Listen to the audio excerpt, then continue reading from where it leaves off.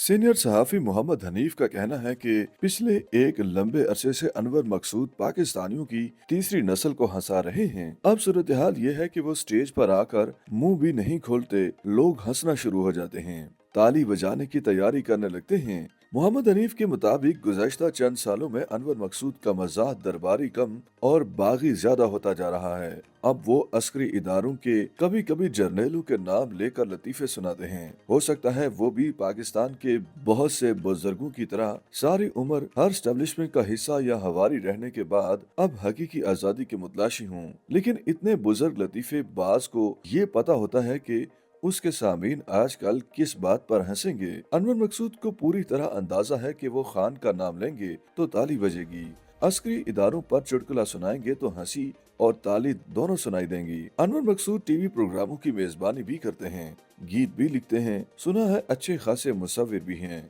लेकिन उनकी वजह शोहरत उनकी लतीफेबाजी बनी। उन्हें माइक मिलेगा तो वो लतीफा जरूर सुनाएंगे। वो लतीफेबाजी के ऐसे मजदूर हैं जिन्होंने अपने धंधे से कभी बेवफाई नहीं की। मार्शल्लाह आते रहे जाते रहे, जमहूरियत अपने हुस्न की झलकियां दिखाती रही, छुपाती रही, लेकिन अनवर मकसूद के लतीफे कभी नहीं रुके। वो दरबारी भी हैं और बागी भी, हुक्मरानों और सरकारी अफसरों को भी लतीफा सुना देते हैं और अवाम को भी। बादशाह को भी खुश रखने का हुनर जानते हैं और रियाया को गुदगुदी करना भी उन्हें आता है। अनवर मकसूद कमजोर तबकों को भी नहीं बख्शते। कभी सिंध और सिंधियों के बारे में कुछ कह देते हैं, बंगाली भाई तो अक्सर उनके मजाक का निशाना बनते हैं। अनवर मकसूद में एक और खूबी भी है कि अगर लतीफे पर कोई नाराज हो जाए तो फौरन माफी मांग लेते हैं और कभी कभी इस माफी के अंदर भी लतीफा सुना देते हैं। मोहम्मद हनीफ के मुताबिक आखिरी माफी उन्होंने अस्करी इदारे से मांगी है, वो भी पाक नेवी से। पाक नेवी अस्करी इदारों में गरीब रिश्तेदार समझी जाती है, ना उनके कारनामों का ज्यादा चर्चा होता है। हुकूमत गिराने बनाने में भी कुछ ज्यादा मशवरा नहीं किया जाता और कारोबार करने में भी सबसे पीछे हैं। मोहम्मद हनीफ के मुताबिक अनवर मकसूद ने नेवी के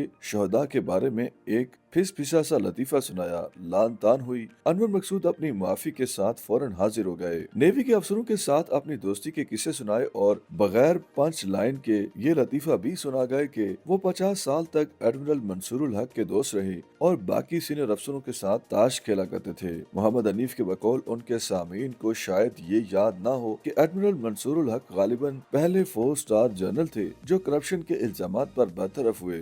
मुकदमा चला और आखिर में हुकूमत को $7.5 मिलियन देकर जान छुड़ाई। अगर ऐसे शख्स के साथ निस्फ सदी तक दोस्ती रही हो तो उसका मजाक उड़ाने की गुंजाइश होनी चाहिए। मोहम्मद हनीफ का मजीद कहना है कि जिनको अनवर मकसूद के लतीफे पसंद नहीं हैं, उनको हक है कि ना ताली बजाए ना हंसें। अगर ताकतवर हूँ तो माफी मंगवा लें, लेकिन एक बुजुर्ग लतीफेबाज पर लान तान करते हुए ये भी सोचें कि आखिर उनके सुनने वालों को क्या हो गया है कि वो उन इदारों के बारे में लतीफे सुनना चाहते हैं जो कभी मुकद्दस समझे जाते थे।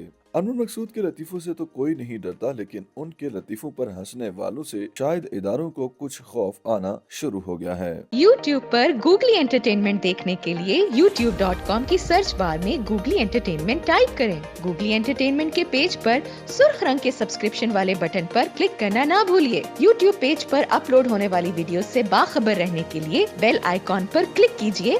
आपको हर नई वीडियो के बारे में नोटिफिकेशन मौसूल हो जाएगा।